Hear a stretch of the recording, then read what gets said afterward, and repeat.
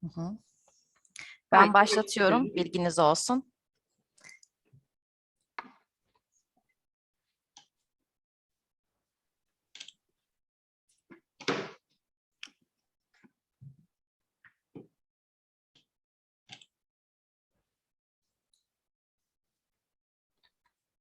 Sanıyorum başladık.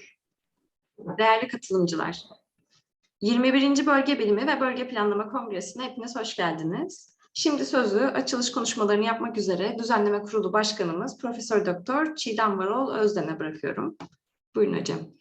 Çok teşekkürler Tutkucuğum. Değerli katılımcılar, hepinizi saygı ve sevgiyle selamlıyorum. Gazi Üniversitesi Mimarlık Fakültesi Şehir ve Bölge Planlama Bölümü ev sahipliğinde gerçekleştireceğimiz 21. Ulusal Bölge Bilimi ve Bölge Planlama Kongresi'ne hepiniz hoş geldiniz. Bundan 26 yıl önce 1996 yılında 6. Ulusal Bölge Bilimi ve Bölge Planlama Kongresi'ni yine Gazi Üniversitesi Şehir ve Bölge Planlama olarak biz üstlenmiştik.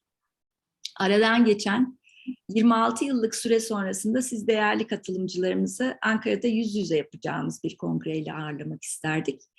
Ancak biliyorsunuz Şubat ve Mart döneminde vaka sayılarında yaşadığımız inanılmaz artışlar toplantıyı çevrim içine dönüştürmek zorunluluğunda bıraktı bizleri. Son 2 senedir hepimizin de bildiği gibi içinde bulunduğumuz pandemi koşulları bir hayli farklılıklar getirdi hepimize. Ama şimdi yavaş da olsa artık geride bırakıyoruz. Pandemi sonucu ortaya çıkan yeni dünyada üretim ve tüketimin mekansal bağlamları kendini yeniden kurgulamak zorunda kaldı.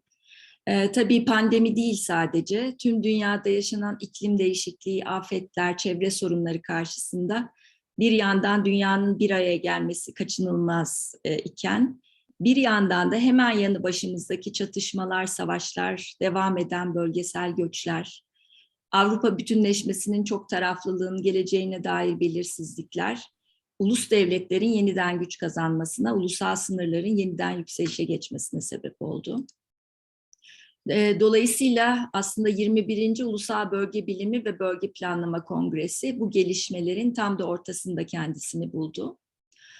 Tüm bu üst ölçekli gelişmeler devam ederken günlük yaşamın ve ekonominin devamı açısından yerelin ve bölgelerin yeni bakış açılarıyla yeniden değerlendirilmesi gerektiği ortadadır. Dünyanın, kentlerin, bölgelerin yaşadığı bu zorlu gündem çerçevesinde bugün başlayacak olan kongremizin temel amacı, farklı alanlardan bilim insanlarının belirsizlik ortamında dönüşmekte olan bölgelerin ekonomik, sosyal ve çevresel sürdürülebilirliğini dengeleyebilecek gelişim güzergahlarını yeniden düşünmek, tartışmak ve yeni kanıtlar sunmak üzere geliştirdikleri yeni çalışmalarını ve bilgi birikimlerinin paylaşmalarını sağlayacak bir ortam yaratmaktır. 2 gün boyunca sürecek olan kongremizde 19 farklı kurum, üniversiteden 104 araştırmacı, bilim insanı birbirinden değerli 58 bildiriyi bizlerle buluşturacak. Bildirileriyle kongremize katkı sağlayacak değerli katılımcılarımıza şimdiden çok teşekkür ediyor. Başarılı bir kongre geçirmelerini diliyoruz.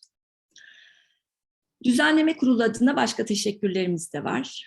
Öncelikle süreç boyunca desteklerini esirgemeyen üniversite yönetimimize, bölümümüze ve teknik destek konusunda sürekli bağlantı halinde olduğumuz ve her an desteğe hazır olan üniversitemizin uzaktan eğitim, uygulama ve araştırma merkezi ekibine teşekkür ediyoruz. Kongre Bilim Kurulu'ndaki değerli hocalarımıza sundukları katkılar için de minnettarız. Kongreye katılım gösterecek, bizi onurlandıran siz tüm katılımcılarımıza tekrar teşekkür ediyoruz. Ve son olarak ben ağırlıklı olarak genç arkadaşlarımızdan oluşan ve süreç boyunca gayretli çalışmalar yürüten tüm düzenleme ekibimize yürekten teşekkür ediyorum. Umarım keyifli ve verimli bir kongre olacaktır. Bu dileklerimle herkesi selamlıyorum. Şimdi ben sözü bölüm başkanımıza bırakmak isterim. Şehir ve Bölge Planlama Bölüm Başkanımız Profesör Doktor Nevin Gültekin'i davet ediyorum. Buyurun Sayın Hocam. Günaydın. Değerli bilim insanları, değerli katılımcılar, sevgili öğrencilerimiz, bölümümüzün ev sahipliğinde şu anda başlayacak olan 21. Ulusal Bölge Bilimi ve Bölge Planlama Kongresi'ne katılımlarınız çok değerli. Çok teşekkür ediyorum. Özellikle 21. yüzyılda giderek şiddetlenen küresel riskleri, tehditleri dikkate aldığımızda bu kongrenin çok değerli katkıları olacağını biliyorum. Sadece alan yazına değil, yaşadığımız bu son derece gergin ve sıkıntılı ortamı aşmada yaşama dair katkılarının çok değerli olduğunu biliyorum, inanıyorum. Bu nedenle tüm katılımcılara çok teşekkür ediyorum. İyi ki varsınız. Sonuçlarını heyecanla bekliyoruz. Düzenleme ekibine, bilim kuruluna çok çok teşekkür ediyorum. Görüşmek dileğiyle diyorum. Hoşça kalınız, başarılı, keyifli, sonuçları olumlu bir kongreyi bekliyoruz. Söz verdiğiniz için çok teşekkür ediyorum. Hoşça kalınız. Çok teşekkür ederiz sevgili hocam. Şimdi açılış konuşmaları ve açılış oturumuna geçelim dilerseniz.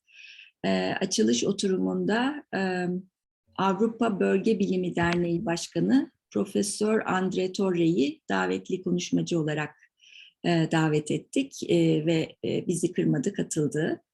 Bu oturumu sürdürmek üzere ben sözü Bölge Bilimi Türk Milli Komitesi Başkanı Profesör Doktor Tüzin Baycan'a bırakacağım. I would like to express my gratitude to Professor Andre Torre for joining us in this event. Andre, you are welcome and thank you so much. We are excitedly waiting for your keynote speech. Thank you. Şimdi sözü ve ekranı artık açılış oturumunu sürdürmek üzere Tüzin Hocam'a bırakıyorum. Buyurun Tüzin Hocam, söz sizde. Çok teşekkürler. Sayın Bölüm Başkanım, değerli Bölge Bilimi Türk Milli Komitesi üyeleri, değerli katılımcılar, 21. Ulusal Bölge Bilimi ve Bölge Planlama Kongresi'ne hoş geldiniz demek istiyorum ben de. Hepinizi saygıyla, sevgiyle selamlıyorum. Çiğdem Hocam belirtti, bu kongreyi yüz yüze yapmayı çok arzu ettik biz. Geçen sene çünkü pandemi nedeniyle online yapabilmiştik kongremizi. Ondan önceki sene de hiç yapamamıştık. Tam düzenleyeceğimiz tarihte pandeminin ilk dönemi, ilk patladığı dönem olduğu için karantinadaydık zaten. İptal etmek zorunda kalmıştık kongremizi. Geçen sene hızla dijitalleştik ve bütün teknolojik imkanları kullanarak online bir kongre gerçekleştirmeyi başardık. Bu sene için ise hedefimiz aslında yüz yüze bir kongre yapmaktı ve bunun için sonuna kadar bekledik. Şubat ayına kadar bekledik. Acaba yüz yüze yapabilir miyiz diye, ama vaka sayıları o kadar yüksekti ki o dönemde 100 binlerin üstündeydi. Mecburen bu senede kongremizi online yapmak durumunda kaldık. Umuyoruz önümüzdeki sene yüz yüze olabileceğimiz, bir arada olabileceğimiz bir kongre gerçekleştirebiliriz. Ben kısaca Bölge Bilimi Türk Milli Komitesi'nin faaliyetlerinden bahsetmek istiyorum Andre'ye sözü vermeden önce. Bölge Bilimi Türk Milli Komitesi, Regional Science Association International'ın ve European Regional Science Association'ın Türk seksiyonu olarak görev yapıyoruz. Bu uluslararası birliğin üyesiyiz ve Türk seksiyonu olarak varlığımızı sürdürüyoruz. Türkiye'deki oluşumumuzda Bölge Bilimi Türk Milli Komitesi adı altında faaliyetlerimizi yürütüyoruz. Bölge Bilimi Türk Milli Komitesi, rahmetli hocamız Profesör Gündüz Atalı'nın 1987 yılındaki ilk girişimiyle aslında başlıyor. 1989 yılında geçici statüyle çalışmalarını yürütüyor. 1990 yılında Bölge Bilimi Derneği kuruluyor. Fakat o dönemin koşulları dernek çalışmalarının yürütülmesini çok zorlaştırdığı için, çok sıkıntılı bir süreç olduğu için 1991 yılında Bölge Bilimi Türk Milli Komitesi olarak organizasyonun şekli değişiyor. YÖK'e bağlı olarak Bölge Bilimi Türk Milli Komitesi olarak çalışmalara devam ediyor. Ve o tarihten bu yana da Milli Komite olarak çalışmalarımızı sürdürüyoruz. Bölge Bilimi Türk Milli Komitesi disiplinler arası bilimsel bir organizasyon. Ve burada şehir ve bölge planlama, coğrafya, iktisat, sosyoloji, kamu yönetimi gibi pek çok disiplinden araştırmacıların, uzmanların bir arada olduğu bir platform. Ve ortak noktamız bölgesel ekonomik ve sosyal kalkınmanın mekansal etkileri aslında hepimizin ortak olarak üzerinde durduğumuz ya da bizi bir araya getiren en önemli unsur bu mekansal etkiler. Son döneme ilişkin kongrelerimizle ilgili bilgi verecek olursam 2014'ten bu yana her yıl daha öncesinde arada kesintilerin olduğu dönemler vardı. Bu 21. kongremiz, yani 20 kongre düzenlemiş durumdayız ve 2014'ten bu yana da her yıl düzenli olarak ulusal kongrelerimizi gerçekleştiriyoruz. 2014 yılında İTÜ'nün ev sahipliğinde bizler organize etmiştik kongreyi. 2015'te Karadeniz Teknik Üniversitesi ev sahipliğinde Trabzon'da gerçekleştirdik. 2016'da Süleyman Demirel Üniversitesi ev sahipliğinde Isparta'da, 2017'de Mehmet Akif Ersoy Üniversitesi ev sahipliğinde Burdur'da, 2018'de Marmara Üniversitesi ev sahipliğinde yine İstanbul'da, 2019 yılında Giresun Üniversitesi ev sahipliğinde Giresun'da kongrelerimizi gerçekleştirdik. 2020 yılında Akdeniz Üniversitesi ev sahipliğinde Antalya'da yapmayı planlamıştık ama pandemi nedeniyle bu kongreyi iptal etmek durumunda kaldık. 2021 yılında Erzincan Binali Yıldırım Üniversitesi ev sahipliğinde Erzincan'da gerçekleştirdik. Kongremizi online olarak gerçekleştirdik. Bu sene de Gazi Üniversitesi ev sahipliğinde Ankara'da ve online çevrim içi olarak da burada birlikte gerçekleştireceğiz kongremizi. Ve biraz önce de söylediğim gibi bu 21. Ulusal Kongremiz bir Avrupa Kongresi 1990 yılında, bir Avrupa Yaz Enstitüsü 2000 yılında ve bir Dünya Kongresi 2016 yılında düzenlemeyi planlamıştık ama o yılda terör ve güvenlik sorunları nedeniyle Dünya Kongresi'ni iptal etmek durumunda kaldık ama böyle bir yoğun faaliyetler içinde bulunduk. 22. Ulusal Kongremizde bugün ve yarın 16 paralel oturumda 60 civarında bildiri sunulacak.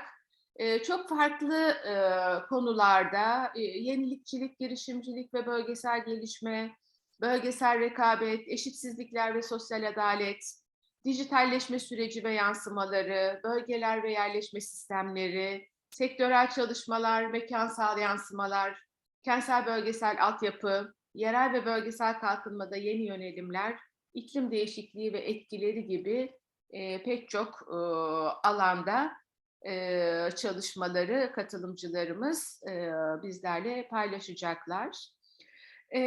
Ben bu kongrenin organizasyonunda çok değerli katkıları için, öncelikle ev sahipliği için başta Gazi Üniversitesi'ne teşekkür etmek istiyorum. Mimarlık Fakültesi ve Şehir ve Bölge Planlama Bölümü tabii ki kongreyi ağırlıklı olarak üstlendi. Mimarlık Fakültemize ve Şehir ve Bölge Planlama bölümümüze çok teşekkür etmek istiyorum. Düzenleme Kurulu bizim çok büyük bir üye grubumuz var Gazi Üniversitesi'nde. Gerçekten Şehir ve Bölge Planlama bölümü üyelerinin pek çoğu bizim üyemiz. Bölge Bilimi Türk Milli Komitesi'nin üyesi. Dolayısıyla böyle bir zengin kadroyla düzenlendiği için kongremizde çok şanslıyız. Ben düzenleme kurulundaki bütün hem üyelerimize hem bütün kurul üyelerine ve destek veren arkadaşlara çok teşekkür ediyorum. Bilim kurulu üyelerimiz her sene olduğu gibi bu senede kongreye gönderilen bildirilerin değerlendirilmesinde görev aldılar. Bilim kurulu üyelerimize çok teşekkür ediyorum. Katılımlarıyla, bildirileriyle bildiri sunacak olan tüm arkadaşlarımıza, araştırmacılara teşekkür ediyorum. İzleyici olarak kongremize katılan bütün katılımcılara ve teknik destek ekibindeki bütün arkadaşlara da çok teşekkür ediyorum. Umarım sorunsuz, teknik bir problem çıkmadan sorunsuz bir şekilde kongremizi gerçekleştirebiliriz diyorum. Şimdi izin verirseniz yabancı katılımlarımız için de kısa bir İngilizce olarak kısa bir hoş geldin deyip sonra Andre ile ilgili Andre'nin sunumuna geçebiliriz. Welcome to the 21st National Regional Science and Regional Planning Congress. I would like to thank also our organizing committee, local organizing committee, and Gazi University. They are hosting this event, this congress this year. I would like to thank also to them for their contribution and for their support. I would like to welcome to our foreign participants. We are very glad to host them even in this online congress. We wish we could host them inside event in Ankara, but unfortunately the number of COVID cases was extremely high in January and February. It was over 100,000 cases that time. So we decided to organize our Congress as an online event. And I would like to thank also Andre Thor. He is the president of European Regional Science Association. When we invite him, he was immediately accepted our invitation, and we are very glad to see him here, to be together with him today. I would like to introduce, of course, everybody knows Andre, but I would like to introduce him shortly before his keynote speech. Andre is professor of economics, and he is affiliated with different institutions, also University Paris-Saclay, France National Research Institute for Agriculture, Food and Environment, and AgroParisTech. His research was for a long time at the crossroads of spatial and industrial economics. It has now become more multidisciplinary and increasingly focused on questions related to territorial development processes and land use planning. He has published several articles and 25 books, mostly on issues related to spatial coordination between people or groups of people. His research currently focuses on the analysis of proximity relations and on their importance in processes of coordination between people. It centers on three main areas: local interactions between innovative firms, and more particularly the role played by geographical proximity in the transfer of knowledge. land use and neighborhood conflicts, and local dimensions of circular economy.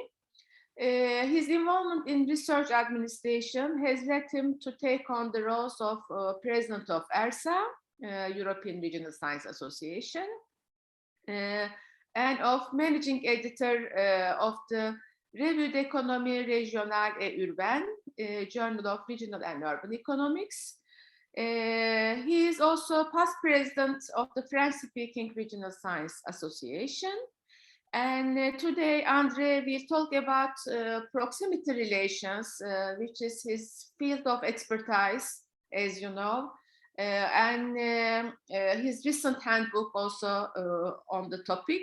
So we are very lucky that he will present us his latest investigation in this field and his recent handbook on this topic.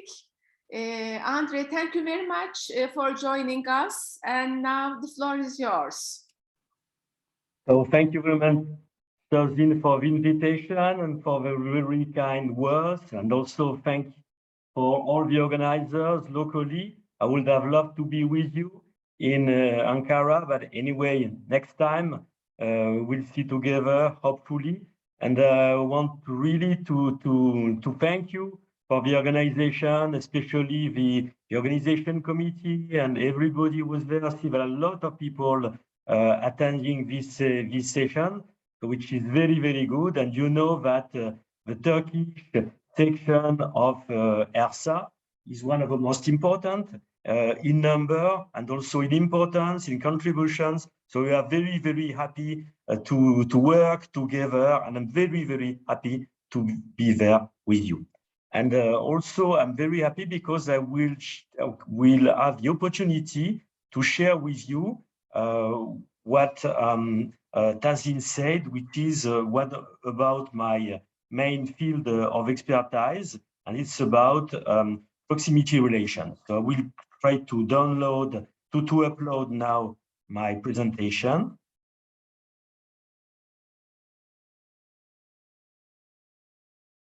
Okay, and I think you can see it.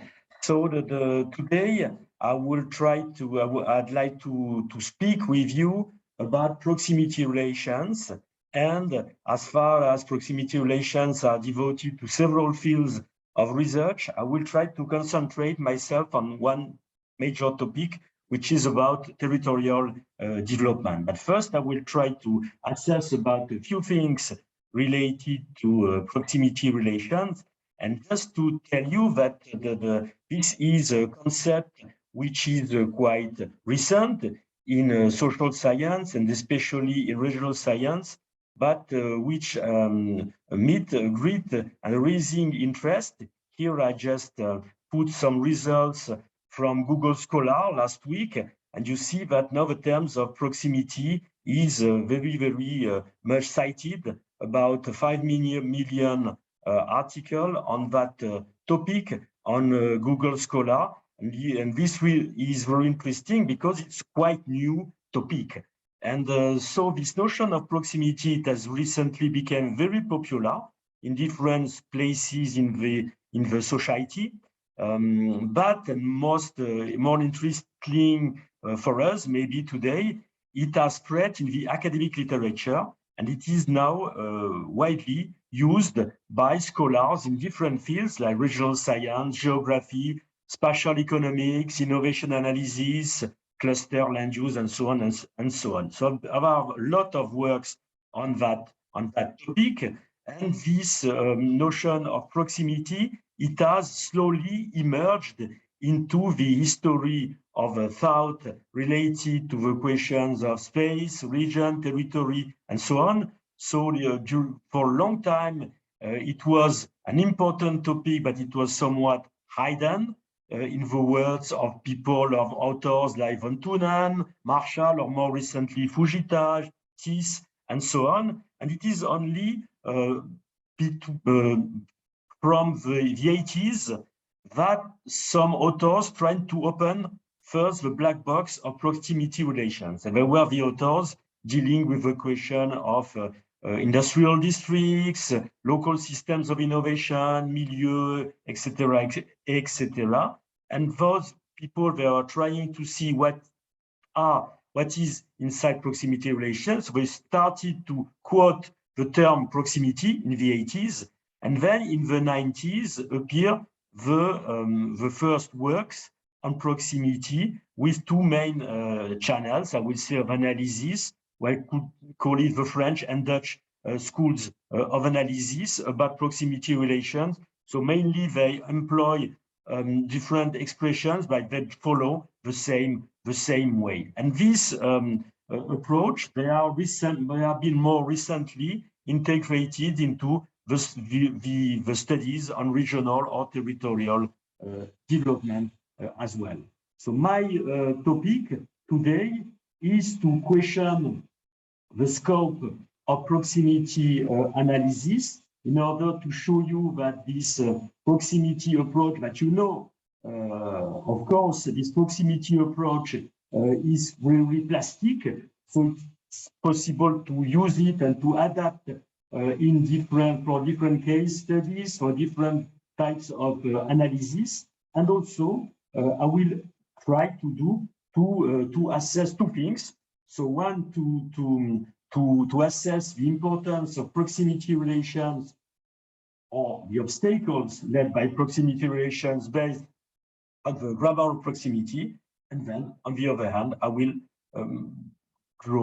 give some example on one topic, which is about territorial development. And in order to do that, I will base my talk on a recent book, which has been just issued 2 months ago on Edouard Elgar, and that's the handbook of proximity relations that I edited together with Delphine Gallo, who is a professor in Dijon. And this book is the attempt to put all together all the specialists of proximity relations. We see that all the best specialists are there. I will show you immediately.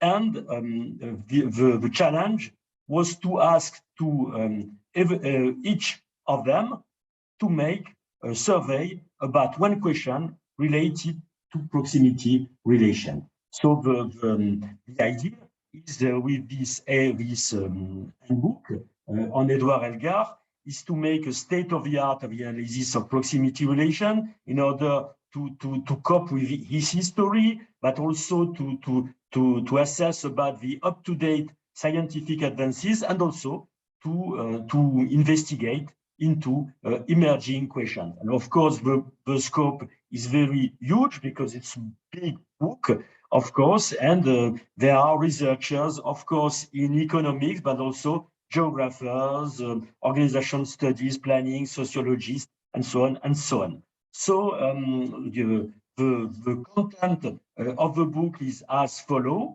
So there is the foreword by Ellen Scott. Then we made a big introduction with Delphine Gallo in order to assess about all the questions related to proximity relation. I can tell you that this introduction is free of charge, so you can download it on the website of Edouard Elgar, the website of the handbook. So I really invite you to download it or on my personal website. You can directly go to this or in ResearchGate, and then the book is separated into various different chapters. The first chapter is devoted to the debates, the major theoretical debates, and to the construction of the notion of proximity in time, and also to the main result now. So there are various papers about the French and Dutch schools of proximity. You see that the main authors are there. And also there are more devoted articles to regional development, to precise topics, and so on.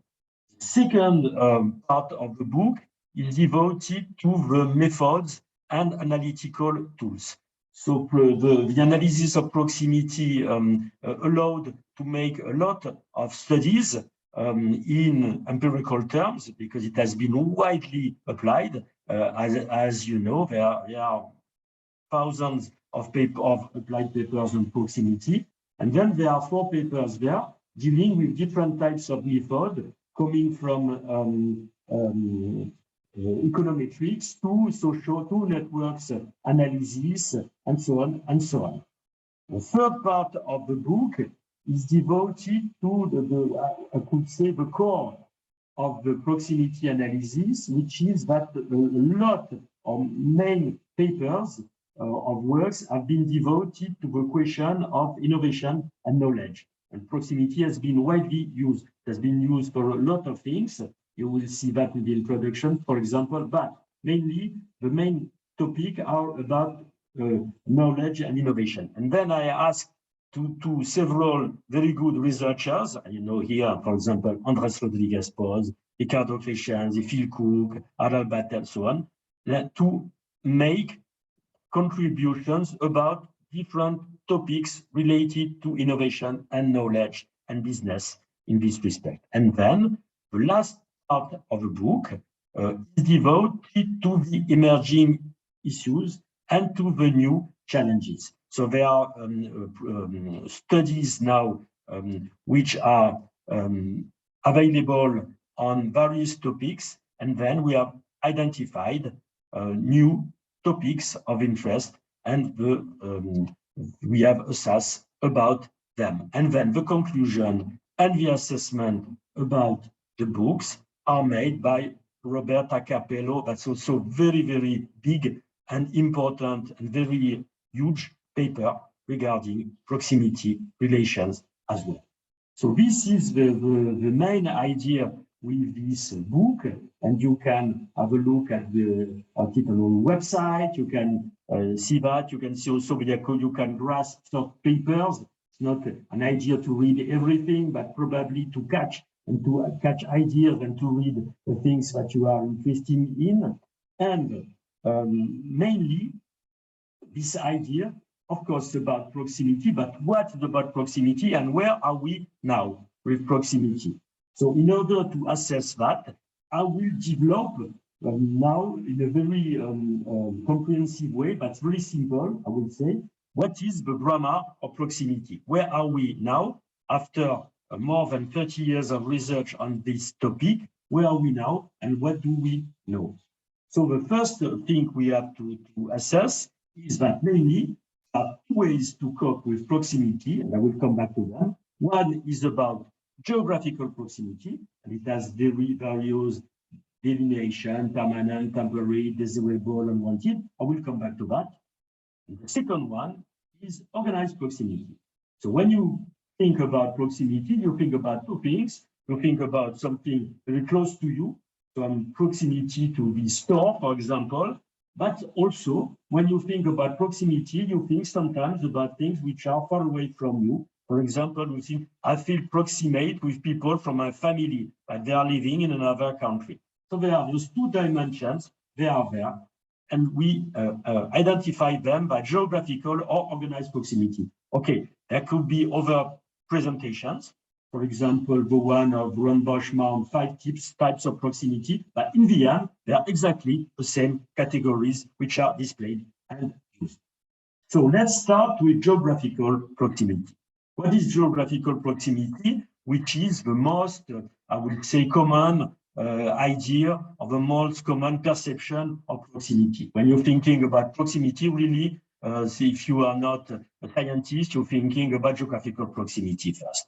This geographical proximity, at first sight, it looks to be very simple, which is it is close to or far from. But it is something which is relative. That's the difference with the distance. It's not only the distance at crow flies or numbers of meters or kilometers, but first it is relative to transport infrastructure, and their cost. For example, is there a road to link those 2 places, or do you have to walk by foot? Is there a mountain or is it flat? So the proximity is totally different related these things.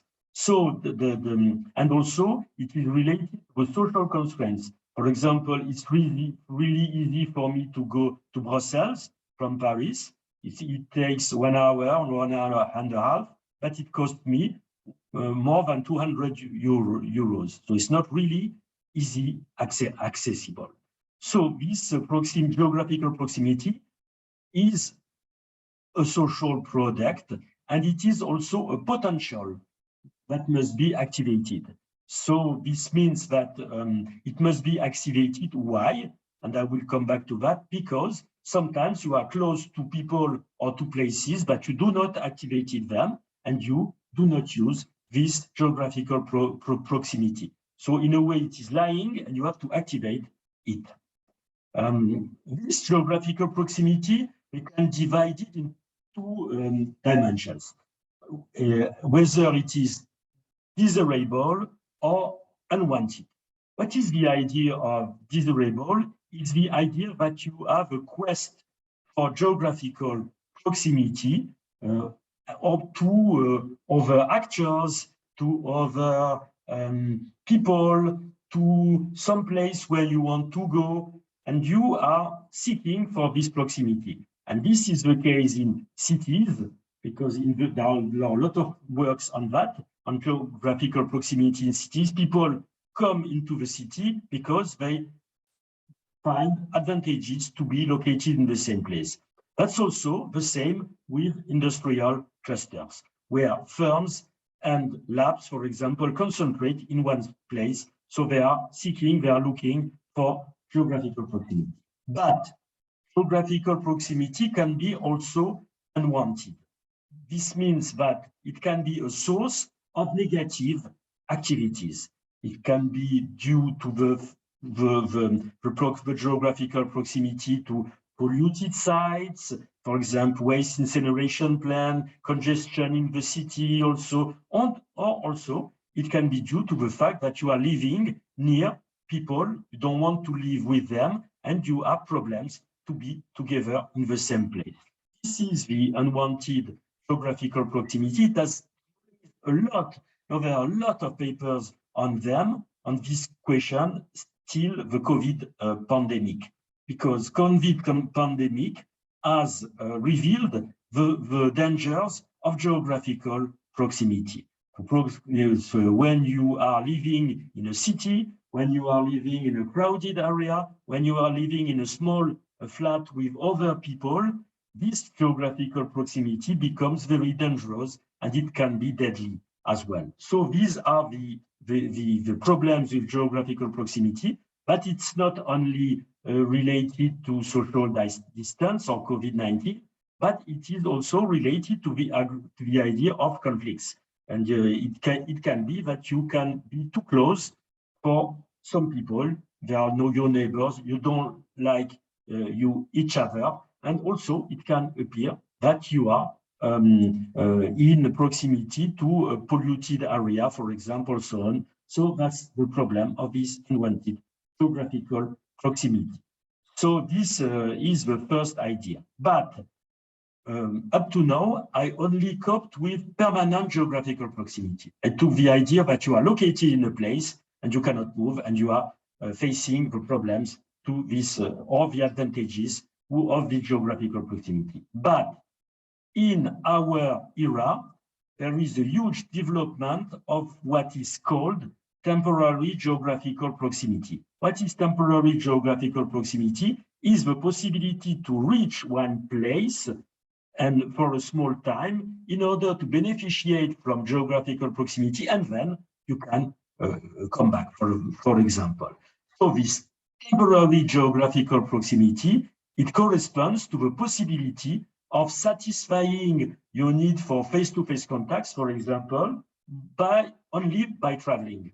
You don't need to, like it is in a cluster, for example, you have to locate it together in the same place. But now, with the development of the transport and the communication, it is possible to move and to beneficiate from geographical proximity. These are the traveling, especially business traveling, when engineers are going from one place to another, but it is also a part of teleworking.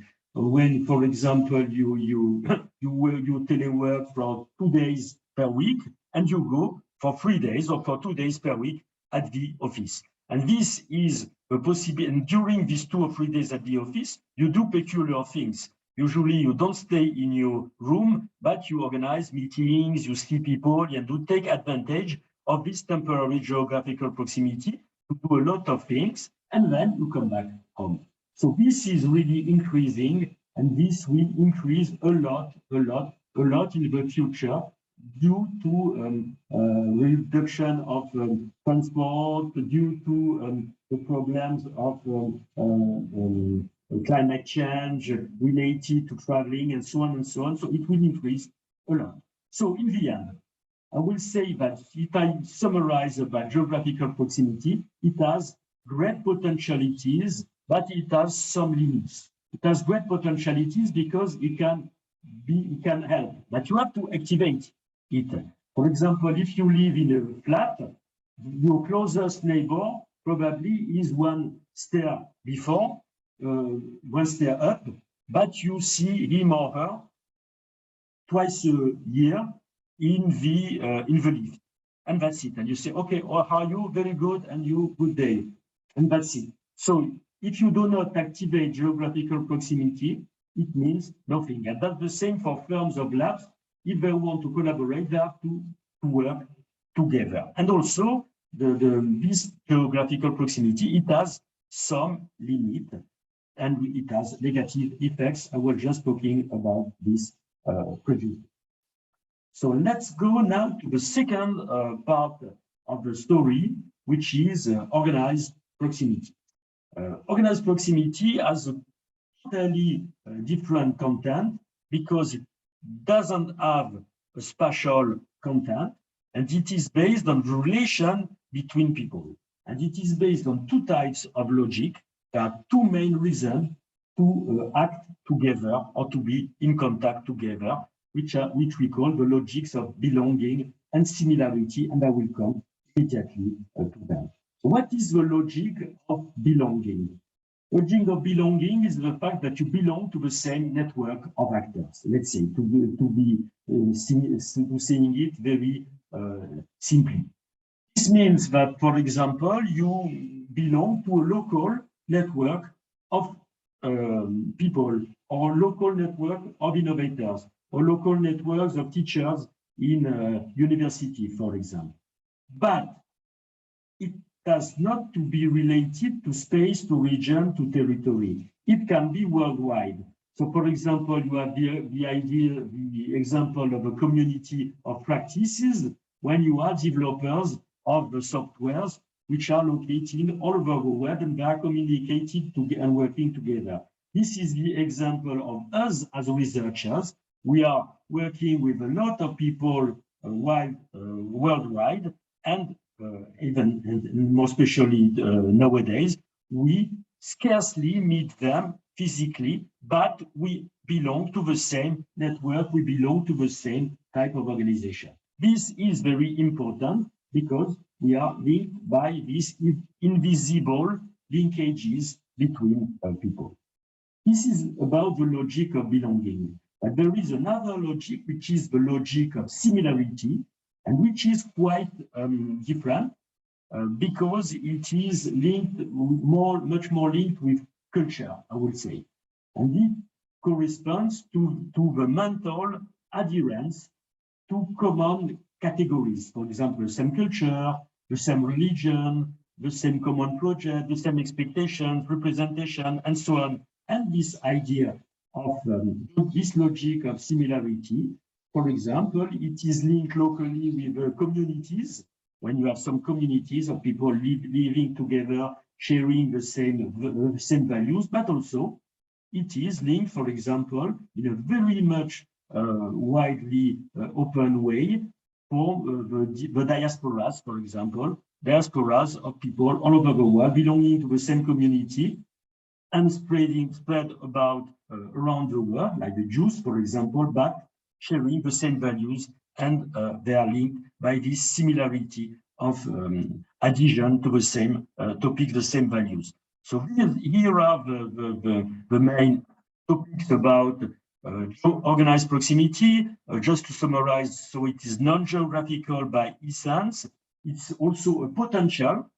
it's a potential, but you have to activate it. For example, if you belong to the same diaspora, you have good potential to work together, but you have to activate them to discuss, to assure that you agree. So the being connected or related is not sufficient. You have to activate it by different means.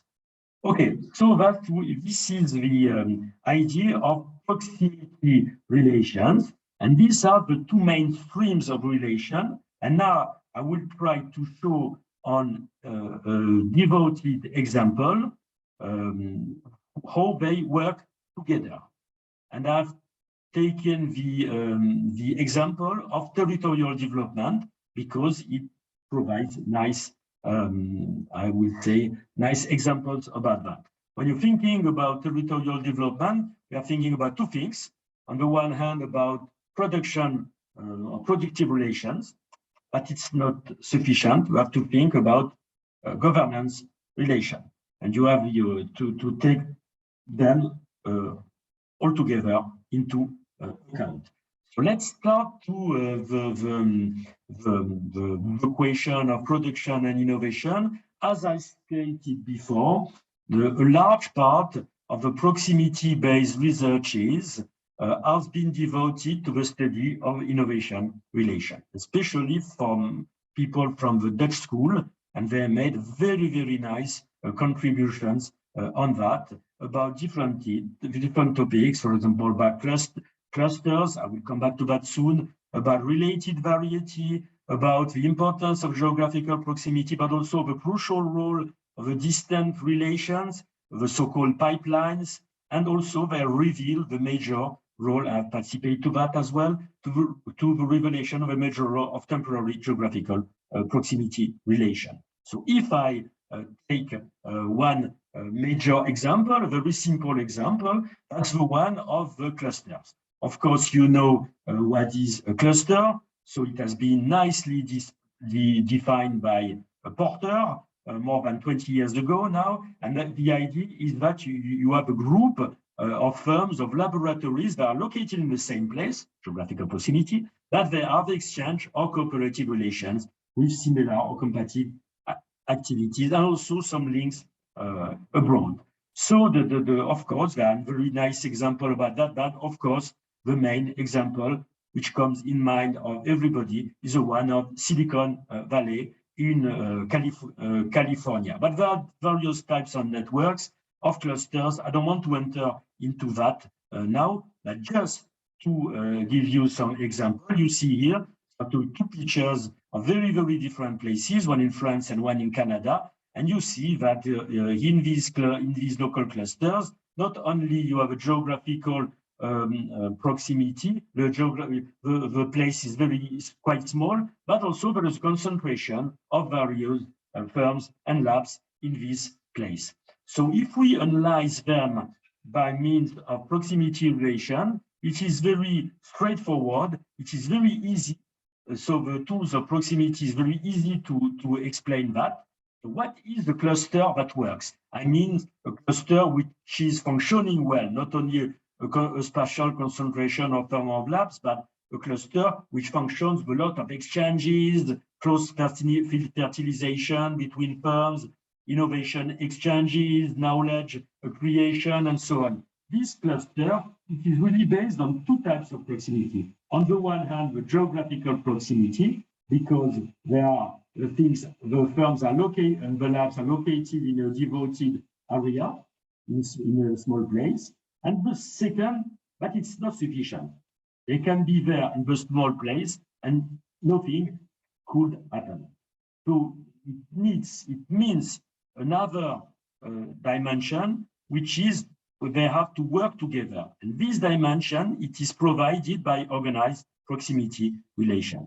This means that organized proximity relation, if you remind, local people in a cluster, they belong to the same network, yes, and also they share the same values, for example, about one type of technology.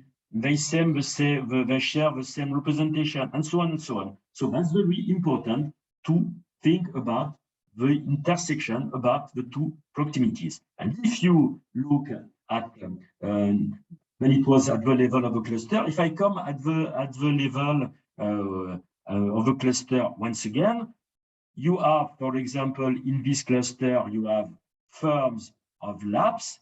At the local level, they are linked by geographical and organized proximity, but also they have relation outside of the cluster, and they are linked by organized proximity with firms of actors that are communicated with them by means of ICTs, by networks, by internet, and so on. And also, they are using temporary geographical proximity because people comes to this place to discuss with the labs and the engineers, and then they come back to their place and to their areas. And this is very important, and this is exemplified by a study we made a few years ago with one of my PhD students, and it is about a big cluster of optronic in the Greater Paris region. There are different types of firms dealing with this proximity relation and furnishing optic and optronics, especially for the army and for weapons. But here I take just one type of firms. It's what I call the high technology SMS.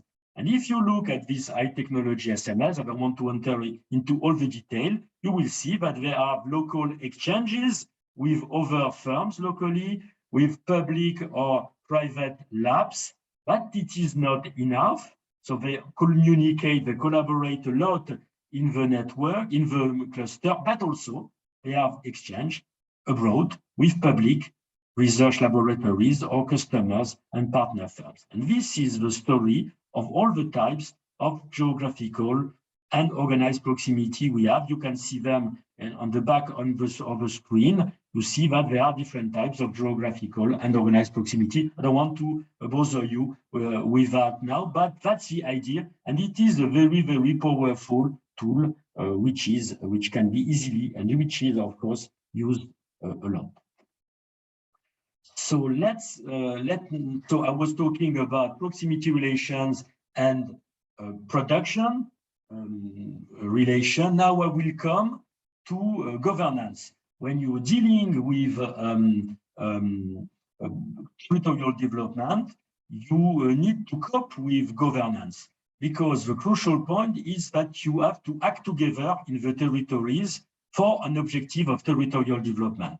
This means that it is not related only to the idea that firms need to work together, okay, firms and labs, but also public authorities, inhabitants, local dwellers, public bodies, associations, everybody has to work together in these territories. Think about a city, think about a rural area, and then you have this idea of collaboration, and everybody share the same goals of develop this place, to work together, to stay together in this place. This is very, very important. So the question of governance is really important, and especially it is very important in our era, because there are different types of regulations, of laws. They can be set at the local level, at the territorial, at the regional level, at the national level, and you have to cope with all of them in order to work and to develop together. And this is really, really crucial in terms of territorial development, this issue of governance, because the issue of production is not enough, of course. So you have to maintain both. One very important topic about this is about organized proximity. The idea of organized proximity, be it based on logic of belonging or logic of similarity. This organized proximity, it helps people to act together and to design joint projects and to make agreements between them, between different types of local stakeholders. Here, for example, I show you an example. That's a paper that I published a few months ago. It's about the process of methanation in France, in a devoted place, when we used proximity, but also network analysis. And you see here that you have organized proximity. I cannot enter into the detail, but these firms, these local authorities, these technical services, these labs, these inhabitants, they are linked of organized proximity with the logics of belonging and similarity, but also there is the permanent geographical proximity, because all these firms, all these labs, all the inhabitants and public bodies, they are located in the same area, they are working together. So here again, you have this type of analysis, and you can come back to this story. It has been published in Annals of Regional Science recently. One last thing to say about governance, it is that the governance is not always easy. It's not always based on agreement, on working together, because sometimes it's difficult and it can lead to opposition and conflicts. It can be due to the fact that people do not share the same values, the same ideas, but also simply to the fact that they do not share the same idea in order to develop. For example, if someone wants to implement or to launch a waste site near your house or near your building, probably will be opposed to that. And you will try to oppose it and to try to prevent the creation of this waste site. And then we will have big discussion, opposition, and sometimes conflicts. So it's really important to deal with the conflicts and not to avoid them. It's really important to consider them and also to need to see how is it possible to resolve those conflicts. So they are due to unwanted geographical proximity. I spoke about that before. And but also organized proximity can be used in order to help people to solve those conflicts, and then to imply them together and to improve the situation. So there are few words on that, and Tazin knows that because we published a paper in Annals of Regional Science as well on that topic regarding problems of related to the installation of dams, for example.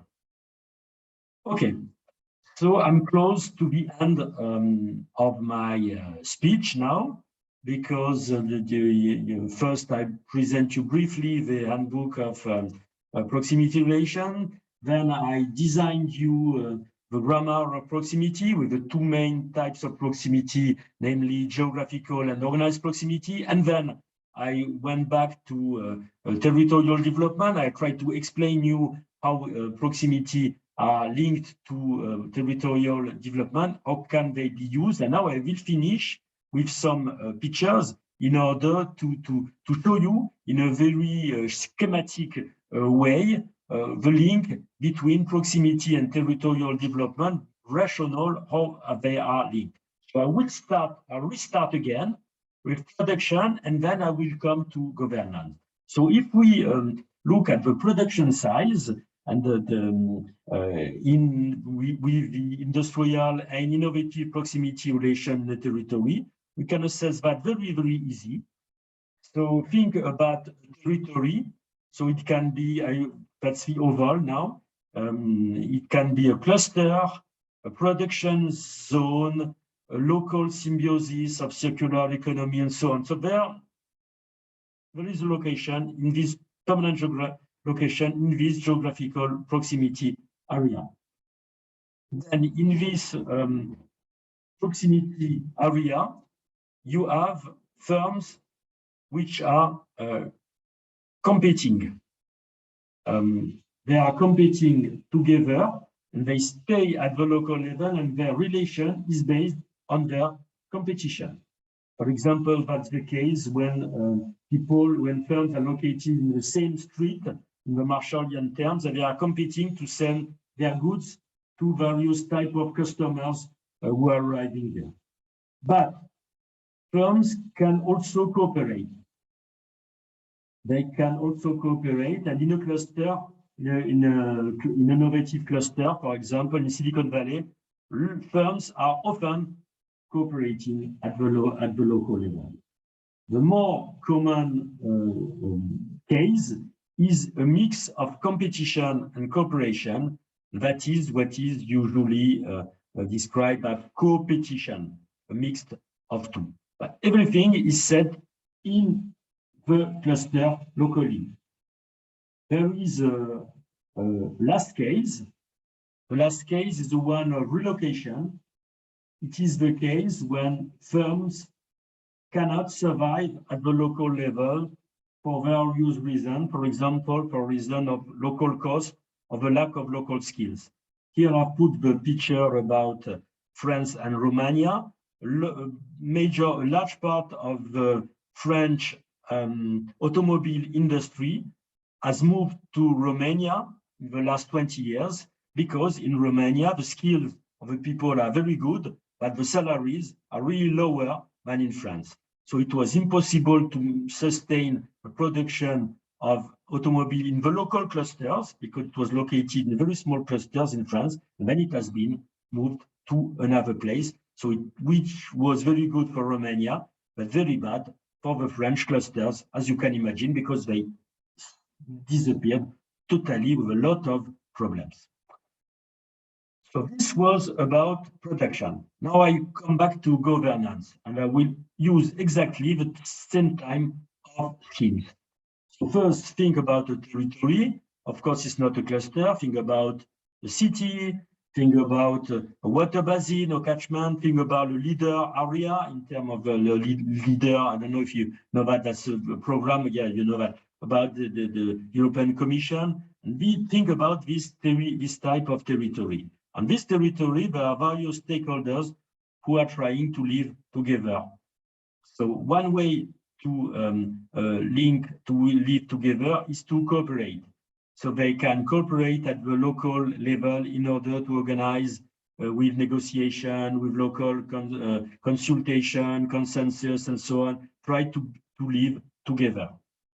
Another way is the way of conflict.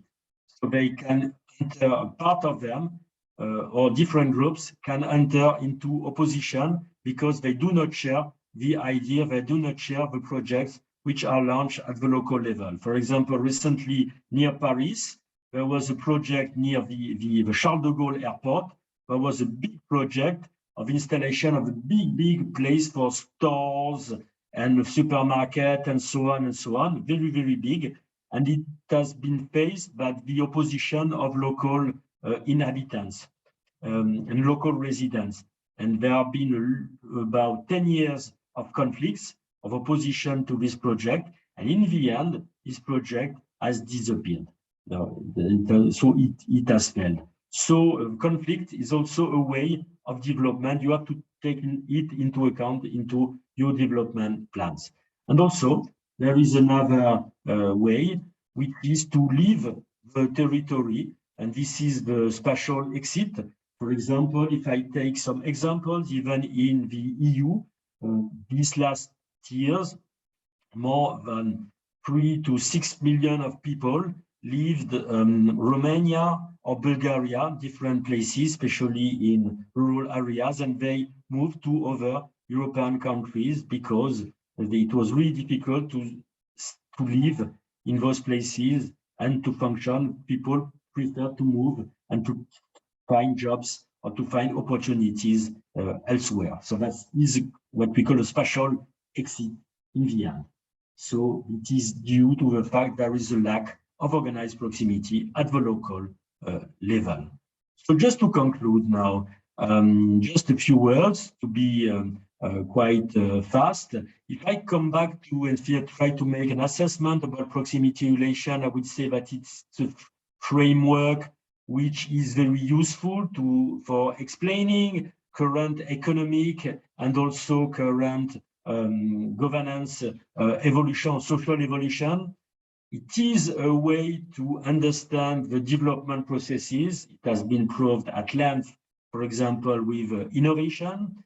It is a tool to explain and to understand the spatial concentration, like clusters or cities. These are the two main examples, of course. But it is also a tool to understand relations between people, organizations, not only at the local level, but also abroad and also worldwide. So it is widely used to explain the behaviors in networks, worldwide networks at a distance, and it is based on organized proximity, the two logics that I have explained beforehand. And just to finish, I have to say that it is a very, very operational instrument. And it is his main interest, I will say. And nowadays, it is associated with a lot of other tools like econometry of network analysis, so different types of social sciences and so on. And it is now developed a lot because we have more and more data and more specialized data. So we can use proximity analysis. We can interpret this data by means of proximity analysis. So I think I have finished now. I just want to thank you for your attention and to invite you to read the book, to have a look at it. I think it can be useful, and I hope that you will be useful for you, and also that you will have very good work afterwards.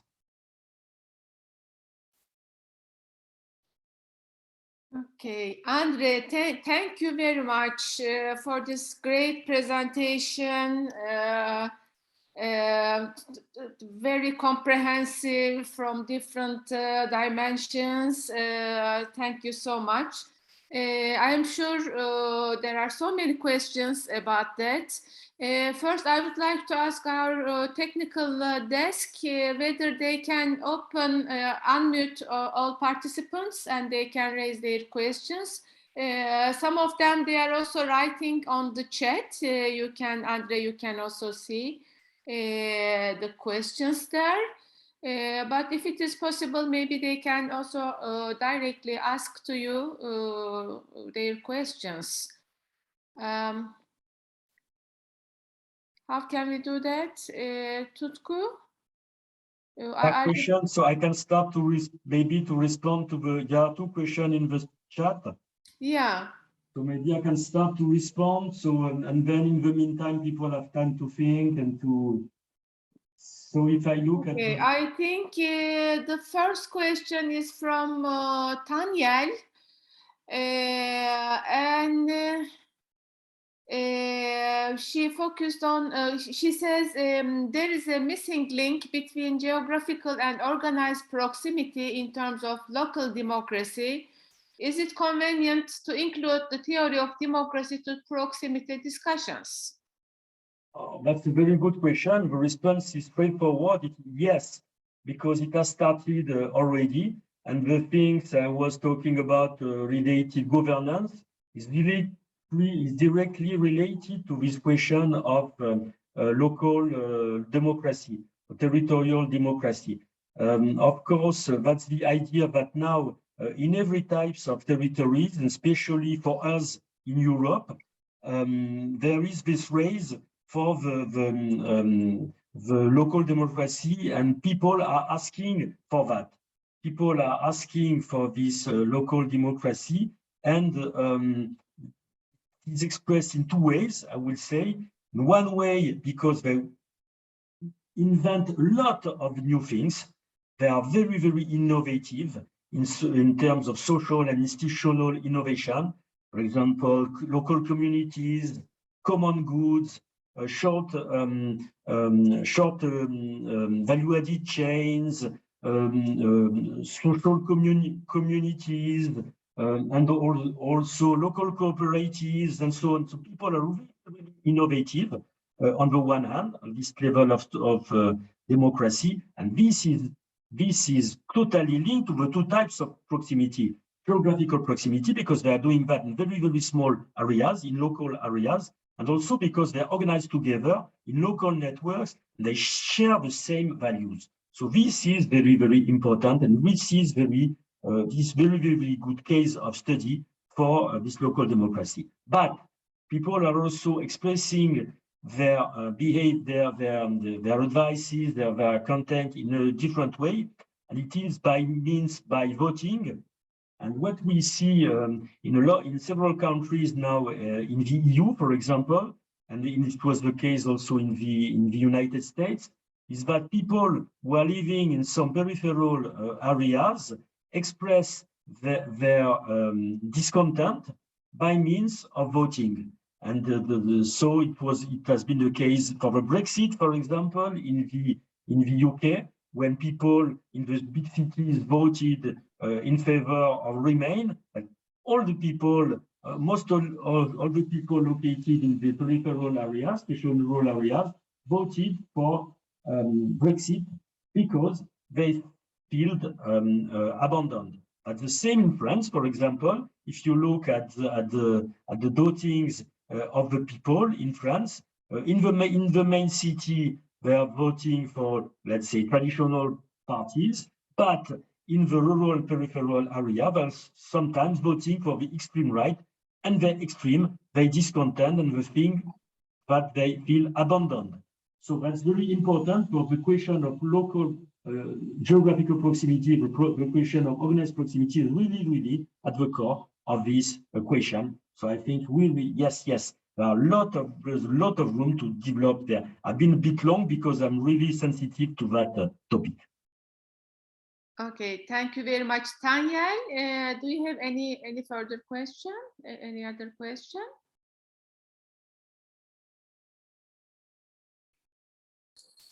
No, thank you very much. I think there are other questions, so I'm very glad to hear Torres' views. Thank you. Okay, thank you very much. Another question is from Ibrahim Tuğrul Çınar. Tuğrul, maybe you can ask your question. I think you can talk. Yeah. Okay, thank you, Tüdün Hocam. First of all, thank you very much for your great presentation, Andre. I would like to ask a question about the organized proximity and related variety. When compared to Franken's entropy indicator or Porter's cluster approach and Hidalgo's approaches, it is stated that the conditional probability indicator introduced by Hidalgo et al. Is much more appropriate for regional relatedness analysis. What do you think about that? First, what is your opinion? Okay, so thank you, Ibrahim. That's a very good question. I think first that there are very, very good jobs, very, very good jobs, and very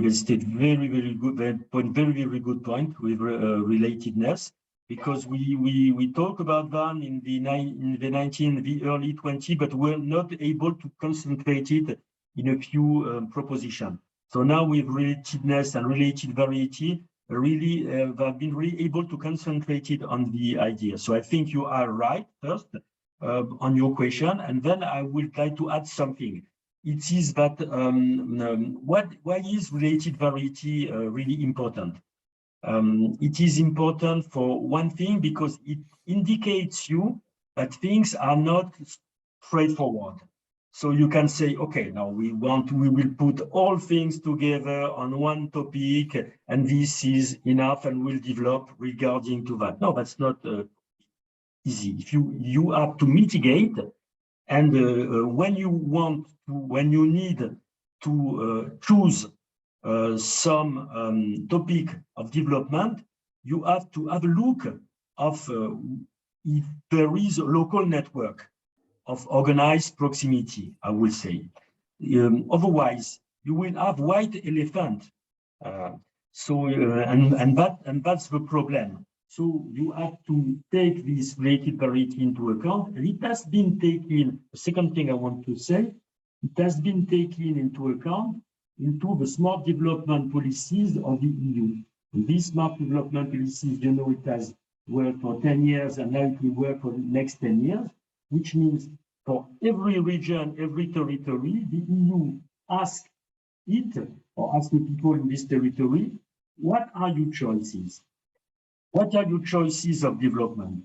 Will help you to finance your choices of development, but only if you make some choices, which is you don't have to choose everything to develop, you have to make some choices, but you have to explain those choices. And your choices have to be related to the so-called related variety. So if you explain us, for example, in your region, you want to develop aluminium production, but nobody is doing that, that's not a good idea. You need to be involved into a local network of organized proximity. So if you state you want to develop in agriculture, okay, that's fine, because there is a local network of agriculture, of agribusiness at the local level. So this means that you can take advantage of this development. Otherwise, if there is no local network, if there are no links, immediately there will be leakages and you will lose everything. So this means geographical proximity is not enough. You need to have organized proximity as well. Okay, I've been too long as well because I really love these things as well. Sorry. But you're right. I agree with you, Ibrahim. Thank you so much. Okay, thank you. Next question is from Eser Çapık. Eser, would you like to ask directly to Andre your question?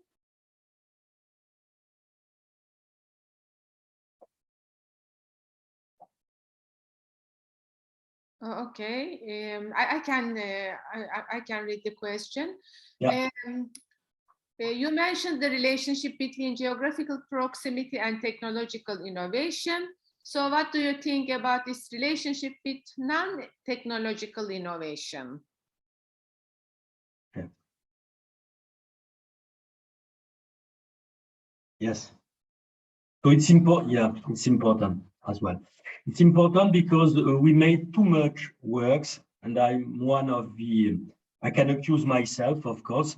We made too much works about technological innovation, especially in the first part of the 21st century. We are very enthusiastic about this, and we were young researchers, and we were working in clusters, industry, and so on. And we were very fond about technological innovation. Of course, technological innovation is important, but it doesn't cover everything. It doesn't cover everything, and when you deal with territories now, it's more and more clear that there are other types of innovation. I would say organizational innovation, social innovation, and institutional innovation. And really, we have to cope with these different types of innovation. They are quite different from technological innovation, but they work in the same way, more or less, because they are inventions. And if they are accepted, if they are accepted by the society, they become social or institutional innovations. We have really to cope with them for two reasons. One reason is that it's a huge development of this type of innovation at the local level in every country in the world now. So not only now we are talking about, we are Europeans, you are European like me, but it's not only in Europe. Of course, in the US, but also in Southern America a lot, and also in Africa now. A lot of this type of local innovations at the local level, they are not really much more technological, that do not involve a lot of technological high-tech content. The second reason is that we are facing now a huge challenge, as you know, with climate disturbances and climate change. It will become very, very huge in the near future. We need to adapt to this. And we need to adapt not only with big technological innovation, which we are quite inefficient regarding that, but we need to adapt with local innovation. And this means social innovation. This means organizational innovation at the local level, with, I mean, modest innovation as well. And we are really we need to deal with that.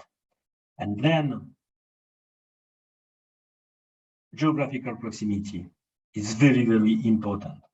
And then organized proximity is very, very important, and especially in the logic of similarity, because local communities need to find now their ways to develop and to cope, especially with these huge climate change, which are arriving now. So it's really, really important to consider not only technological innovation, of course it is important, it plays a big role, but it is really important to concentrate now, most of all, in other types of innovation. Okay, thank you very much, Andre. Is there any other question?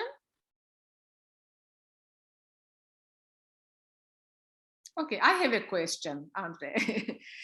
Good news. There is a big debate now about globalization. So, you know, we faced so many challenges in the last years, especially regarding also COVID-19 pandemic, and so many challenges we had to face. And now there is a big debate, big discussion about the globalization, and many both politicians, also researchers, academicians, they are thinking that this is the end of globalization. Just yesterday also, you know, World Economic Forum is going on in Davos, and this is one of the main result of the discussion, of the debate also there, that there is a new world order now, new order, and then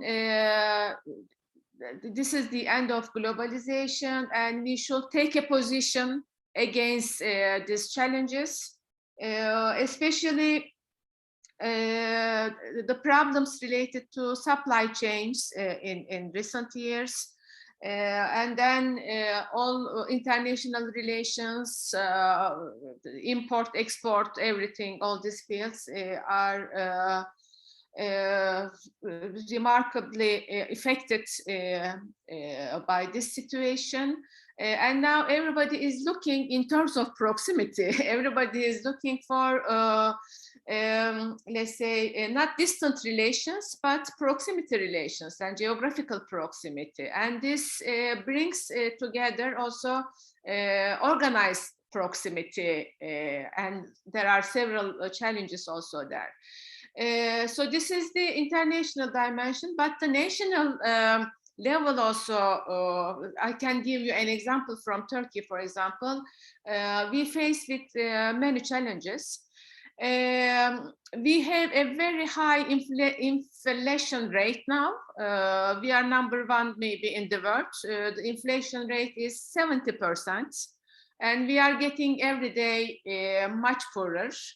And then the cost of all products, but especially we are facing a kind of food crisis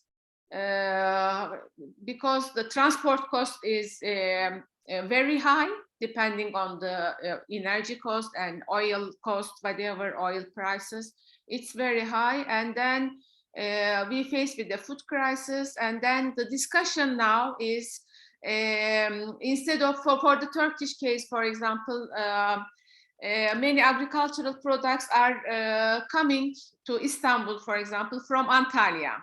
So it's a big distance. And then the cost is very high for that reason. And now the discussion is we should allocate some agricultural lands for agricultural production in close proximity to metropolitan cities. Otherwise, we cannot manage this very high inflation rates and the food crisis in the near future. So there are so many challenges like that, and there is a big discussion also about globalization, what will happen about these global relations. So what do you think regarding your perspective, this distant geographical proximity and organized proximity, how the challenges we face now regarding globalization may change or affect proximity relations? Yes, I think that's a very, very big challenge. And that's also a very, very big issue. So now there is an upcoming food crisis in the world. Completely agree. We know the reasons about they are linked to the COVID-19 and also to the war in Ukraine. Now they are spreading all over the world, and there are these big issues. Every day I'm asking about this question as a specialist of proximity in order to say, we have to concentrate now on proximity relation, how could geographical proximity relations, excuse me, how could how build these things, how to relocate the productions and so on and so on. And this is a big problem. It's a problem not only in agriculture, but in various types of production, because it is linked not only with the economic part, but also with the sovereignty. For example, in France, we have had during the COVID pandemic big problems with the sanitary production, because we had externalized everything, including the mask, including the vaccines in China. And we felt completely despaired because it was not possible to have those things. And 10 years ago, we had everything. So that's also a problem of sovereignty, and also for a nation or for a territory, about the possibility not only in terms of in economic terms, also to live and to behave. So that's big issue. So the first thing I'd like to remind you that as economists, we know that there have been cycles of globalization. If you look at the story of a long story of economics, till a few 400-500 years, there have been always cycles of globalization and then specialization locally and so on. And so even if the trend is towards globalization, really different periods. Probably we are starting a period of protectionism, of local sovereignty, but it promised to be very difficult, because the globalization was so huge in the 21st century, and now we have to come back probably a few, and to come back for various reasons. I was talking about sovereignty, but that's not the only question. There's also the question of climate change and of the impact of transport on the upcoming rising climate change and rise of the temperatures worldwide. So probably we'll have to limit the transport in a while, and to relocate things in order to find local solutions. So all those things, they pray in favor of local solutions, and they pray in favor of the development of geographical proximity solutions for the economy, at least partly. But it's not so easy to do that, on the other hand, because there are two main obstacles to do that. One obstacle is, I would say, in terms of costs, because if the local production had been delocated, it was for good economic reason, I would say, because the salaries, for example, in China, are really lower than in the other countries, especially in Europe. So it was easier to delocate and to make things produce in China and to transport them. So if you have to come back to this, it will be very difficult. Very difficult, because things would become very expensive. We are facing a new era of inflation as well. So it's not that easy. Second obstacle is one of the skills, because during those 20 to 30 years of huge globalization, all the countries lost a lot of skills related to the industrial or production or innovation. And this is very difficult to come back and to rebuild those skills now. So it's even more difficult. And there is a third one obstacle, which is related, for example, to food sovereignty, because food sovereignty is really, really essential. Because if you don't have food, you starve, you die. So you really, really need to cope with this question. And now I know that you have big problems, but in some countries now in Africa, problems are even worse. It will take a lot of time for two reasons. First, you have to find local lands to do that, which is not obvious given the process of urbanization. And second is that you have to change the habits, the food habits. For example, if you take a lot of countries now in the world, 20 years ago, people were eating local. I'm a bit long, but I think it's important. People used to eat local cereals. For example, in that place, you used to eat local sorghum. In this other place, you used to eat local rice, etc., etc. But now, due to globalization, these habits have changed, and people used to eat more or less bread. The basis of their food is bread, and it is based on wheat.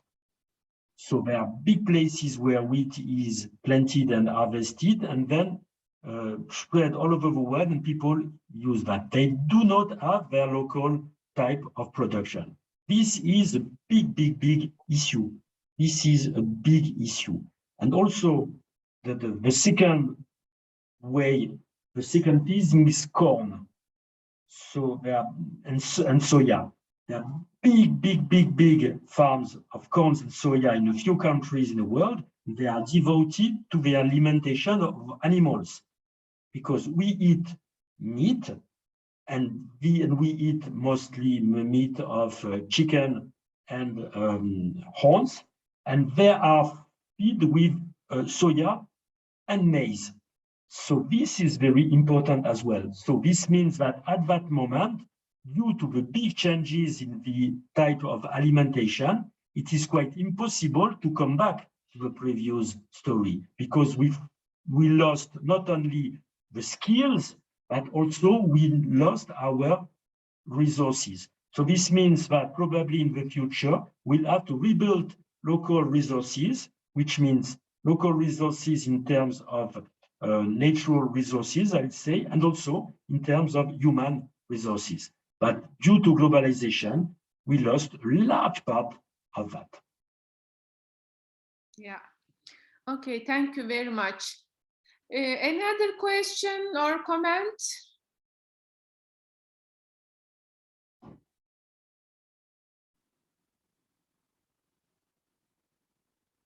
No?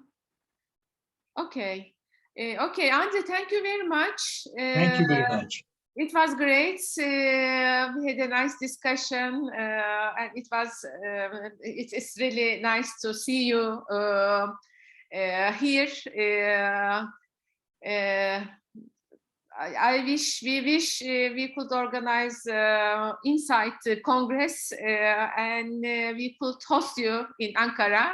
But next time, I hope, maybe next year. Thank you very much. And there are also some thank you messages in chat. Okay, so I would like to close the session here, and I would like to give the floor to Chidem. I would just to tell you that thank you very much. I will have to leave now. So I wish you a very good Congress.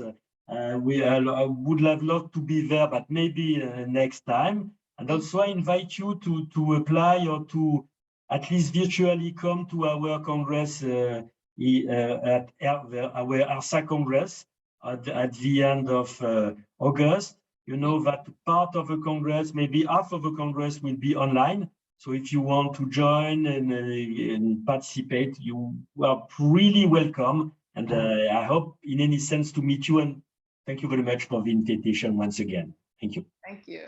We thank you very much, Andre. Your presentation and the discussions were really fruitful for us. Hope to see you somewhere in the near future. Thank you. O halde oturumumuzu kapatalım. Tüzin Hocam çok teşekkür ediyoruz. Yürüttünüz oturumu. Saat 1'de değil mi arkadaşlar, yanılmıyorum. Evet. Diğer oturumlarla devam edeceğiz. Saat 1'de 2 oturum halinde zaten bundan sonraki süreçte paralel oturumlar olacak. A ve B oturumları.